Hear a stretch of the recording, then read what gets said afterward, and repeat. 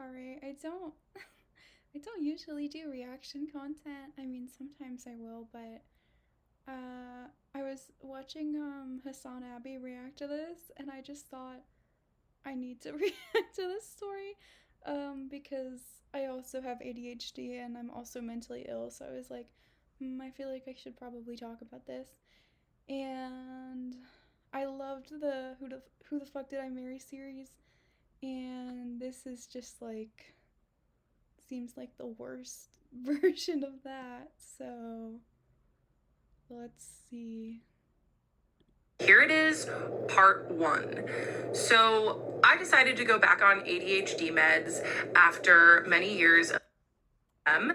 I was on them in my early 20s to help me get through college, and then I went off of them because they just weren't like, the side effects were too much over the benefits. But then in my late 20s, I read this book, Taking Charge of Adult ADHD, and it absolutely changed my life. For my fellow ADHDers, there's so many good things in here. And the biggest thing that I took away was that it's very important for ADHDers to be on meds. So I decided to make an appointment with a psychiatrist. I just Googled psychiatry in the city that I lived in, and I went with the first one that came up, and I got an appointment. Okay, this is the first thing. Like, why would you go with the first psychiatrist that came up? Like, I don't know. I feel like I would probably look at least a couple before choosing that. And then also, I don't know. I can't really speak to the side effects thing. I didn't experience a lot of side effects, but I will say that like she says later that like she didn't want to be on stimulants, but for me the difference between stimulants and not is like night and day. So I'm not sure why she didn't want to be on non or why she wanted to be on non-stimulants because they don't really do anything in my experience. Within a month. And then I booked a 90-minute intake, and I show up to the intake, and this man is my age, and I can't help but notice that he's pretty attractive, this psychiatrist. And he kept me anyway, part two. So in this intake, I kind of clocked that he was attractive in my age, but when I tell you that Yeah, so that's another thing. Like I don't think I would book a psychiatrist that is a man, just because men tend to be like not as emotionally intelligent. And then also, just from my perspective, I always like to do like I like to book like say an older neurodivergent woman. So I'm like, okay, like I'll make it to that. Like, like there's people older than me that are doing this. So, um, yeah, I don't know why you would book a male psychiatrist and then also, like, if you saw his picture online, wouldn't you know if he was attractive? I've had a lot of couch time in my life, a lot of therapy. I just went right into it. I trusted him enough, of course, why wouldn't I, to tell him about my childhood trauma, my daddy issues, if you will, what I had went through, all of the relationship trauma that I had. I was 6 months sober at this time, but like all of the drinking and substance use I used to do, and he just listened and nodded. And that's the thing about psychiatrists is that they're good at pretending to listen. They Um, yeah, so that is, if you watched my video about Jesse Pinkman and ADHD, it is actually drug use. It's actually really, really common with people who have unmedicated ADHD. A lot of people think it's actually the stimulants. Like, anybody can get addicted to stimulants, that's true. Having ADHD doesn't stop that, but it's actually getting on stimulants that makes you much, much, much less likely to use drugs. And a big one is actually marijuana use. So, marijuana, I mean, it's not a bad thing, but that's why you kind of get like that stereotype of like the stoner surfer bro who has ADHD. Because a lot of people with ADHD self medicate with marijuana, which in the short term is okay, but in the long term, it affects executive dysfunction and makes it worse. So, yeah, her saying she's had drug problems and also that she only took ADHD meds in college definitely tracks because ADHD meds are not, if you have severe ADHD, aren't something you should just like stop and start taking again. they can appear connected, but that doesn't mean that they're always connected. So I just felt really seen. And I also told him, I was like, look, I don't want to be on stimulant meds. So he listened to me and he put me on the non-stimulant ADHD med at the lowest dose just to figure out if it was going to work for me. Part 3. So I hadn't ever seen a psychiatrist before. When I was on meds in my early 20s, I only got meds from my primary care physician. So I didn't understand how psychiatry works. So because he was figuring out my med dose, I saw him every month and he just made me feel like I was his friend. He was really, really funny and cracked jokes and told me he was impressed with my running that I would do. And yeah, so of course I... Why?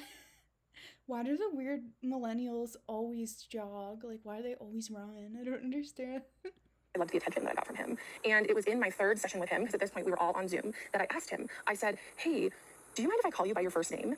And he's Pakistani, so I said his first name wrong. And he said, well, it's pronounced this. But yes, of course you can. And he seemed so smug and happy with himself. See, why did she include that he was Pakistani and she said his name wrong? Like, what is she trying to say? That she can't pronounce people's names who aren't white? Like, okay. And I know that that is because that was his first sign that him pretending like we're friends was working. And to be fair to me, I had only ever been to therapy before. I didn't realize that, it's important to call your doctor. Does your waiter pretend to be your friend? Like, does your doctor at the doctor's office pretend to be your friend? Like, I think when you're doing a service, and unfortunately in the US, like, psychiatry is kind of a service. You need to, like, keep up some degree of friendliness because you're competing with a ton of other providers. Doctor last name. I mean, I did know that. I did it with all my other doctors, but it just showed that the boundaries were blurring, and he liked that. So from then on, from my 3rd session on, I started calling him his first name. And then he just started turning up the volume on us being friendly. And he would ask me, for the first 6 sessions, he asked me, after the meds, he said, how's your bowels, bladder, and appetite? And I would say they're all normal. And then he would ask me any thoughts of harm. And when he asks your bowels and appetite, bowel riz. Apparently that's pretty common for psychiatry to ask those questions. And then on our 6th session, when things were really, the chemistry was starting to be there before, like, I didn't realize it. I was like, oh, this man's just friendly. And he said, I have to ask this because it's a special interest of mine. But is there any thoughts of harm? Like, I was special to him. And I said... Wait. So when she said special interest, that was kind of interesting because I feel like it was insinuating that the psychiatrist is also neurodivergent, because that's usually something you'd say if you're, like, ADHD autistic. But also, he has a special interest in if people are harming themselves. Okay. Said, no thoughts of harm. And he didn't ever ask me a clinical question again. He stopped asking me about my bladder, bowels, and appetite, and he stopped asking me about thoughts of harm. So to me, I would just show up and he was like a therapy appointment every month. So I was seeing him every month and just gaining more and more respect for him because he would just tell me these little things about his successes and all of the cool things that he was doing in his life. And it made me fall for him, honestly. And he was really good at listening. And I mean, he's Pisces. So what has he done? He shared with her his successes. He shared with her, I guess, his birthday, because he's like a Pisces. That's like pretty surface level stuff. Right? So of course he's going to be there and be able to go deep with my feelings, but that doesn't mean that he wasn't extracting from them.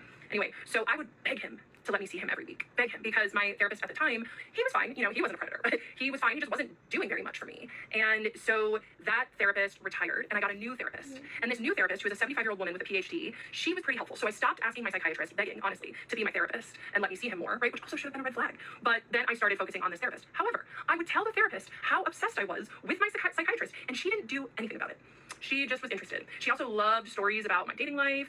Yeah, because maybe, I know, this might be a crazy thing to say. Maybe, like, her therapist wasn't trained in that sort of thing. Like, a lot of therapists probably aren't trained with clients who are obsessed with their psychiatrist. Like, if a therapist isn't trained on something, they're not gonna, like, give their input. So that's probably why she didn't say anything. And yeah, she also was getting supply from me in her own way, but that's for another part. So yeah, so I got a new therapist who actually helped me. She taught me CBT. So supply is a term that, this is like the therapy speak thing. Supply is a term that people use for like narcissists. So I guess she's implying that her therapist and her psychiatrist are both narcissists and they're just messing with her for unknown reasons. EFT, all of these different modalities. And so I went back to just being okay with seeing Irfan once a month while he was giving me these little breadcrumbs of making me feel special, telling me about his professional achievements, telling me about how he's getting international recognition. And it worked. I was really impressed. See me weekly. And that is when the intermittent reinforcement started. Some sessions he'd be warm and kind and wonderful and let me in on little parts of his life and like... Wait, was it intermittent reinforcement? Conditioning schedule or reward or punishment is not given every time, and desired behavior is performed. Okay, so I think this guy is just like being polite and not interested in her at all.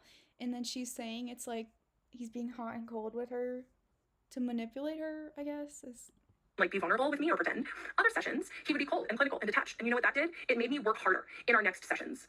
It did. And it started the addiction that I had to him, 100%. And he knew exactly what he was doing. This man gives lectures on trauma and attachment theory. He used his psychiatric training to manipulate me and get me hooked. And guess what? It worked. what is the okay? But like, if he's manipulating you, what is the end goal?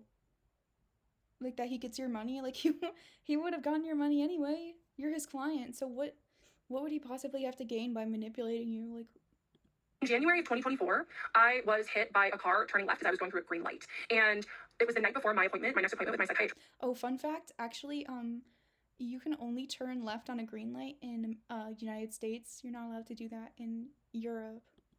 So I was like, okay, I'll still be able to go to my appointment on Zoom. I'm okay. But I did make an appointment with an urgent care the next day just to get checked out. I had bruising on my abdomen and a perforated eardrum. And the provider at the urgent care said, I do not feel comfortable treating you. You need to seek emergency care now. You may be internally bleeding. But it was 11 o'clock in the morning and my appointment with my psychiatrist was at 2. So I decided that I was going to wait so I could see my psychiatrist and not have to reschedule because I was looking forward to my appointment with him so much. I look back at that time and I'm just like, oh my God, I put my own life under seeing him. Okay, but even from your perspective, right? What did the psychiatrist do to make you do that? Like make you, if you had internal bleeding, you should have went to the emergency room.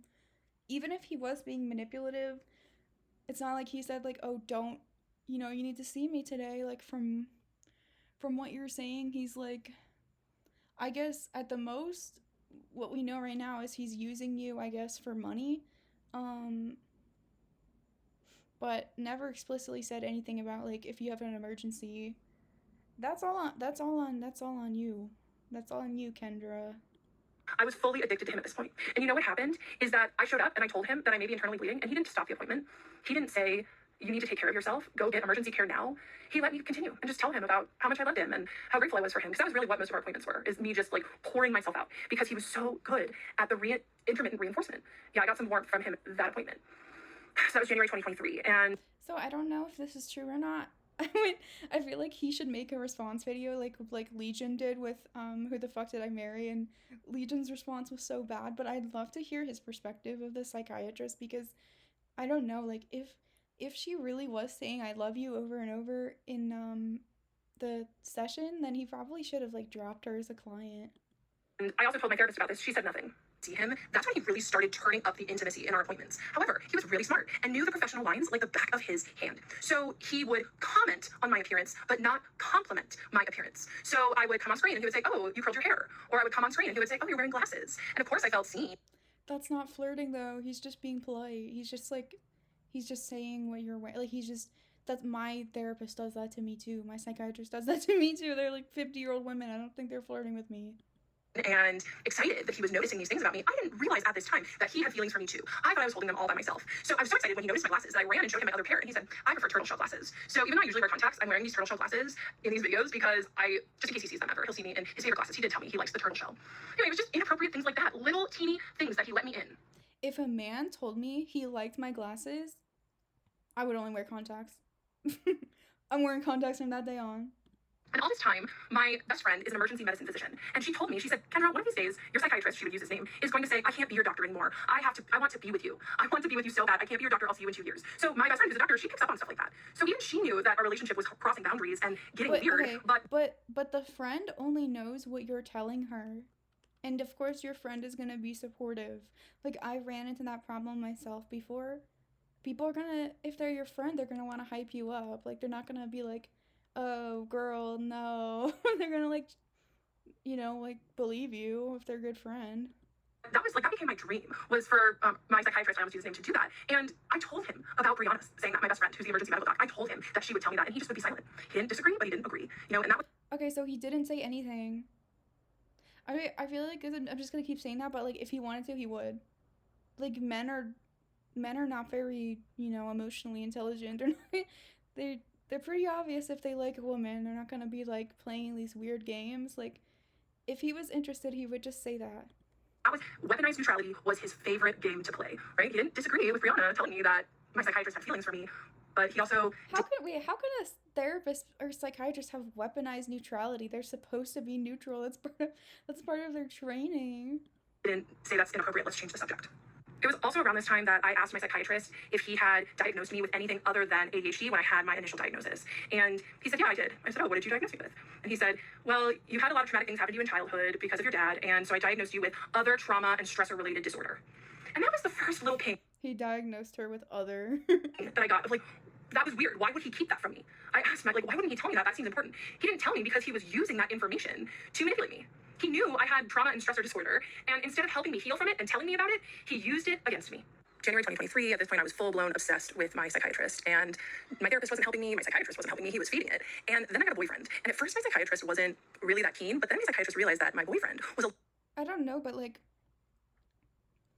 maybe this is just me, but like, how do you start an entire relationship with another person if you're like so obsessed with this one psychiatrist guy? Like, wouldn't you having a new boyfriend kind of like get rid of this like obsession, crush, whatever? a lot like my psychiatrist. And then I started talking to my psychiatrist about my sex life, about tracking my cycle, using the fertility awareness method. And my psychiatrist loved it. He didn't never say this. Also, why?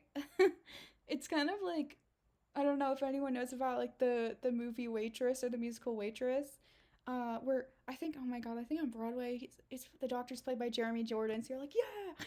But I also like thinking about that too. I'm like, I would not want to like date a man who knew like my cycles or whatever. Like, why would you want to know that? Like in the Waitress, the waitress lady ends up dating the gynecologist, so it's like yeah, he was hot because it's Jeremy Jordan, but at the same time, it's like he knows a lot about you. This isn't appropriate to your care. Let's pivot. Oh, he just let me talk and talk and talk about my sex life. And I didn't get too deep, but about a year and a half in, and I would send my psychiatrist these emails just about how much I liked him and how I was so grateful for him and put in a bunch of heart emojis. And this is really when he should have transferred my care, but Anybody who uses a ton of emojis, that's a red flag. It's always a red flag. And I like emojis too, but like, just I don't know how to explain it. Like the wrong ones, like the millennials where they use like those like faces unironically. Because for me, it started out with ironic and has kind of become unironic, but I don't know. you know, he waited. He liked what I gave him too much. And so even though my boyfriend did not meet my needs, my psychiatrist and my therapist both were like, you have to stay with him. There's nothing wrong with. Oh, so she was like telling. Yeah, I mean, it's weird if he did stay with. If he did like stay as her psychiatrist and she was saying basically, um, her boyfriend's not satisfying her, so. With him not meeting your Why would you tell your psychiatrist that? I don't know. needs. I'm like, okay. And my psychiatrist was like, he's perfect. Don't get wrong with him. And what was perfect about him was he wasn't meeting my needs. So I was still coming to my psychiatrist looking for emotional validation, which he would drip to me slowly. So my therapist, who I didn't know at this time had bad boundaries, but she did. I went to her because my boyfriend and I, after like more than a year together, we started having issues in the bedroom. And so I went to my therapist and she asked me, what does your psychiatrist think about this? And I said, I don't know. I haven't talked to my psychiatrist about this stuff because I have a crush on my psychiatrist and I don't want to tell him this intimate stuff. And she said, well, you should tell him because I want to. I don't see this part. I just don't think is true. I just don't think therapists say that.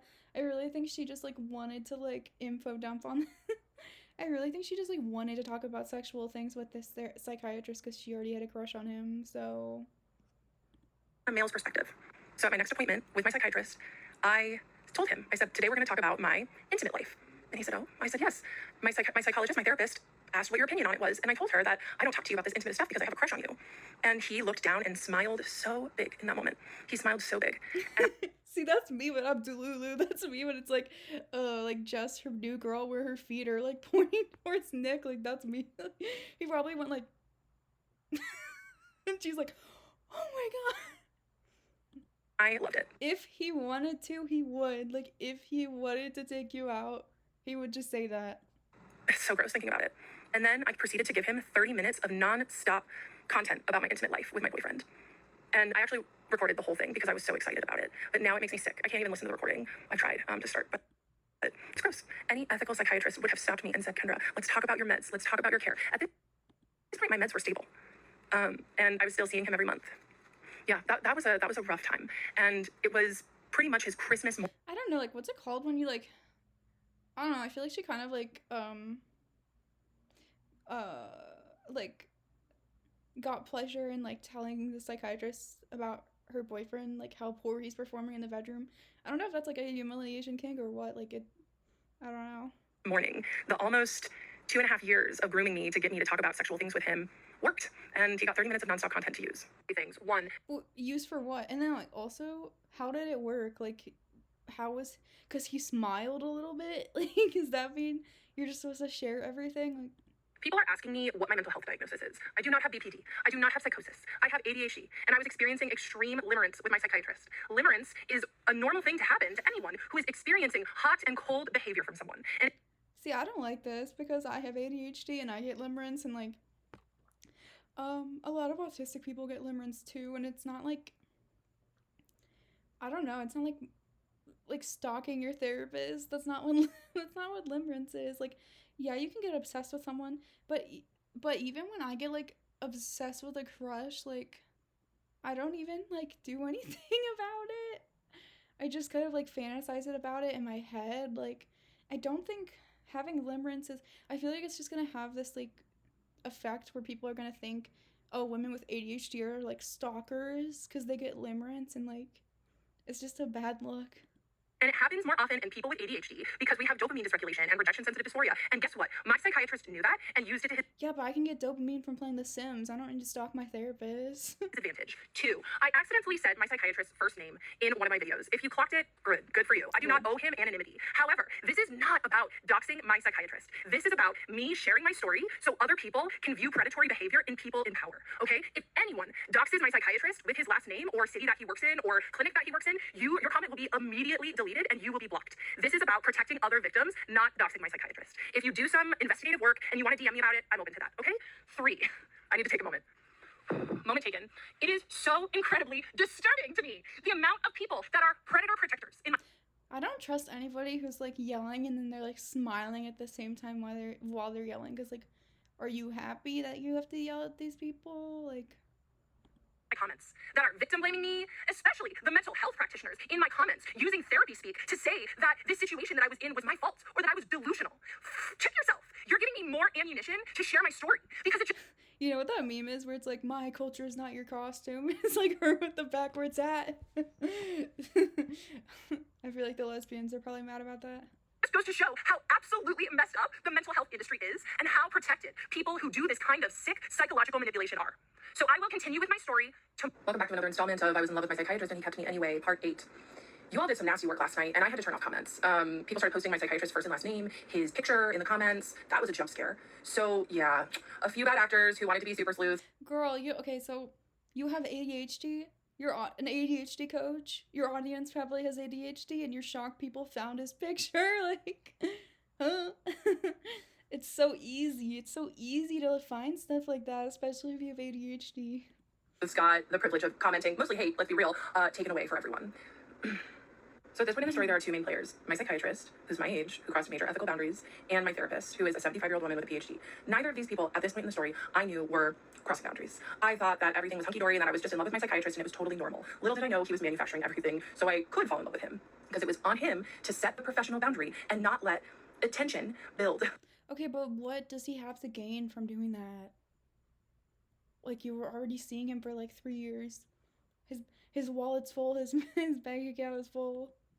So days after my psychiatrist's Christmas morning appointment from a few videos back where he got a crush confession from me and then 30 minutes of non-stop intimate content that he did not stop me, my boyfriend and I broke up days later. So then I started dating this other guy. And this other guy, this new guy, was a therapist. And I was like, oh great, someone who will be able to emotionally meet my needs. Yeah, I'm gonna date another therapist again. So this therapist and I, we went for coffee, it was nice. Our second date was a hike. And on this hike, this therapist... This is just like so telling that like, it's almost like... It's almost like Brittany Broski with Irishman. Like, why do you need to date you only like therapists? Like, why? Starts telling me about how he has a crush on one of his clients. And I thought to myself, okay, this is strange, but go ahead. Like, we're on a date, dude. Why are you telling me about a crush on one of your clients? But go off, King. So then he was saying, yeah, she's so attractive, and I think she likes me too. I don't know. I'm kind of calling cap on this one too. I don't think this happened. Go and visit her at work, and her coworkers say, oh, so-and-so talks about you all the time. And I was like, okay, where does she work? And he said, well, I shouldn't tell you that because I really shouldn't be visiting her anyway. I was like, okay, no problem. So then he continues and he said, yeah, she wears these red lacy panties and short skirts. And I know she wears them for me. And like alarm bells were going off in my head. Mind you, I had no idea that my psychiatrist I don't know, because I do know men do talk like that, but they usually don't do that in front of other women. They usually do that with other men. had similar feelings towards me at this point. But I just thought, wow, this man is borderline predatory. And he said, yeah, and you know, she just is so attractive that I have to smash her mate before every session because I just have to get that energy out of me. Okay. And he just felt compelled to tell me, and I did not understand why. Now I do. So he told me about how he's a predator, right? Another predator in the mental health industry. Shocker. So then at my next appointment with my psychiatrist, keep in mind, it had been 6 weeks of nonstop fun for this man. He got to use my crush confession and 30 minutes of content, for whatever he wanted to use it for, right? And if my psychiatrist was good at anything, it was being professional and acting professional. What? And technically not what content is she sending this guy? Like, is she saying he's like trying to like make an OnlyFans? Like, what do you mean? Like, what content? Any lines. And he thought that he was so good at it because he was good at it. But that doesn't mean he wasn't doing it. And so I told him, I said, yeah. The espresso shot. When I broke up, he had known about this other guy, my psychiatrist. I mentioned him. And I told him that this new guy and I went on a date and we went on a hike. And I literally had no idea at this point, I'll say it again, that my psychiatrist was predatory towards me. I almost said his first name again. I'm going to do my best. I wonder what, like, she said she went on a hike. I wonder if, like, because her hat was Arizona, so I wonder if she still lives in Arizona or if she lives in California. Because if she lived in Arizona, that would explain a lot. There's a lot of weird people in Arizona. So I went to my psychiatrist and I told him this story about this man that I went on a date with, who's a therapist, is relieving himself before appointments and talking about. I think relieving yourself is more like it's like pee. About his client's panties and doing all of these other extremely inappropriate things like visiting her at work. And this man, my psychiatrist, looked like he had seen a ghost and like he was gonna vomit because he prided himself on being an extremely professional and buttoned up person. But here I was holding a mirror to him with exactly what he was doing, but a bumbling idiot telling me like how he was doing it without the fancy degree, without any of that. I look back on that now and it's just crazy. And so it just tainted all the fantasy material that I'd given him a session before. Hi, I need to say something really important. And that's that it seems as though many people view what I'm going through as a crush out, what I'm doing as a mental health spiral. And of course it seems like that. I get it. It's an extremely dark thing to talk about, all of this that I went through. And I am sharing my story because it was that account with the lady who like thinks she's being stalked by the feds. Wasn't out there. No one else has shared a story like this. But I know that it happens a lot because people are in my DMs telling me that the same thing that I went through, they went through too. I am now in TikTok. Yeah, the lady who thinks she's being stalked by the feds said a lot of people are saying they go through the same thing. I got a violation on the video where I talked about really the biggest damning evidence against my psychiatrist. And so because of that, I have to be really careful. So I'm going to do my very best to not be reactive and to share my story from a place of generosity because the people in my DMs telling me that they've been through this too, it's keeping me going. It's not my mental health spiral. And I can understand that for some people in the mental health space, because they have been some of the loudest people to speak out against what I'm doing, it's hard to grasp that someone could have this level of predation in such a high place of power. So just in case my video doesn't get put back up. I think she's from Arizona. When everything changed was when my 75-year-old therapist, I went to her with intimate details and she suggested I go to my psychiatrist with them. And I felt so excited and nervous to share that with him because I had such a big crush on him at the time. And I recorded all 33 minutes. So this is why, if my psychiatrist wants to come with me and like sue me for defamation, I have a 33-minute recording of me admitting I have a crush on him and speaking about extremely intimate details. Why are you like why are you low-key bragging about that? It was in that moment that he really, really should have transferred my care. But that moment changed everything for him too, because that's when things really started getting deep between us. And this is where the story is going to go from now. It's going to be a good story. And I'm going to try to tell it all today, just in case one of my videos does get banned so people can hear it. I miss Who the Fuck Did I Marry? I was like in France when I watched that series and like it kept me going. I'd be like around all these rude French people and just being like part 16. Who the fuck did I marry? But just know, if you're concerned for my mental health, thank you. I am very good, more than good actually. And I am actually a coach for ADHDers. It says it in my bio. And I help people work through self-limiting beliefs. I don't know what she's trying to do, but like this is not making your brand look good. I help people work through numbing with alcohol and cannabis because these are the things that so many of us do to avoid our truths. She is right. And this is my truth and what I went through. So this is when the chemistry really started going off the charts with me and my psychiatrist. And I held it alone for months, like after that Christmas. She is right though. A lot of people with ADHD abuse alcohol and cannabis. That's true. Appointment of his. And then after I innocently told him about my date with the therapist, he really started letting me in more and showing more parts of himself and, turning up the intimacy. More parts? And that was exciting to me, and it made me fall for him more. And I noticed that he was working in an office, and I asked him, this was like July, I asked him, I said, hey, are you working from home? Because I was under the assumption that he was only doing telehealth, okay? And he said, no, I come into the office. I was like, oh, why do you do that if you see all of your patients telehealth? He's like, oh, I like it that way.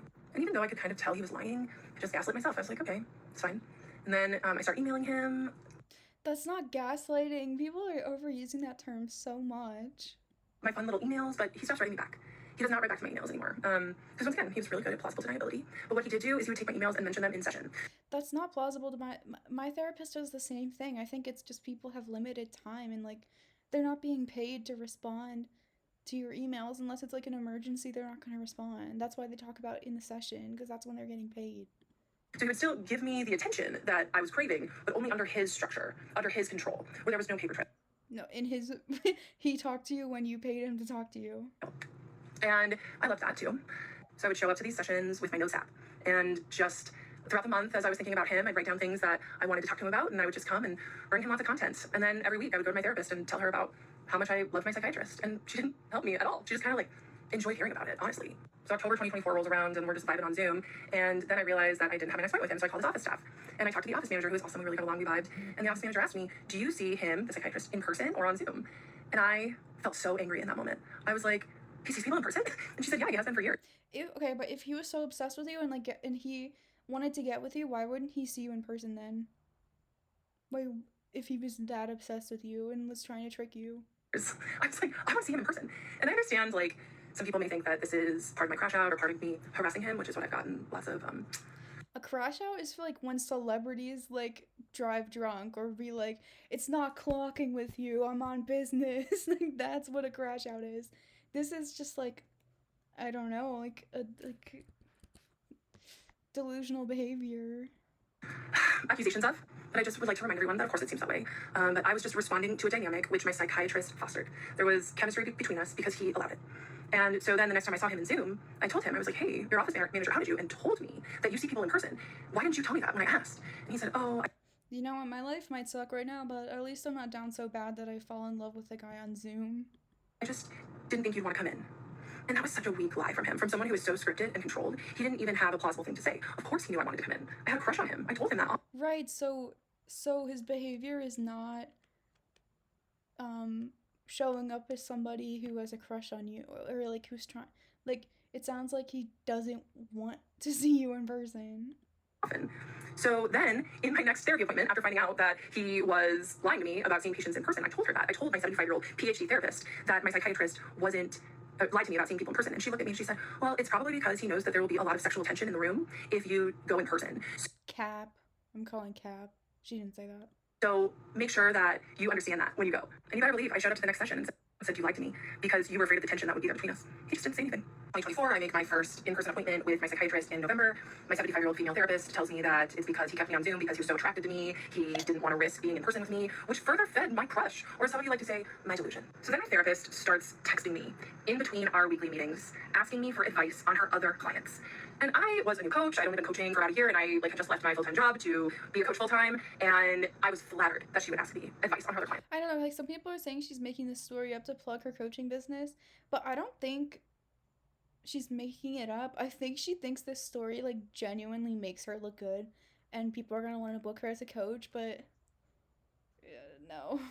I just thought, oh my gosh, a 75-year-old woman with a PhD wants my advice on what she should do with her clients. So then November rolls around, and I'm about to meet my psychiatrist in person for the first time. So I wear a really pretty dress, I do my makeup, of course, right? And I show up, and I get to talk to the office manager, we're having fun, and then my psychiatrist comes into the foyer, and I am just so excited to finally meet him. I've been his patient for 3 years at this point, and he had been feeding the dynamic for 3 years, and I was just thrilled to meet him. And I ran up and I gave him the biggest hug.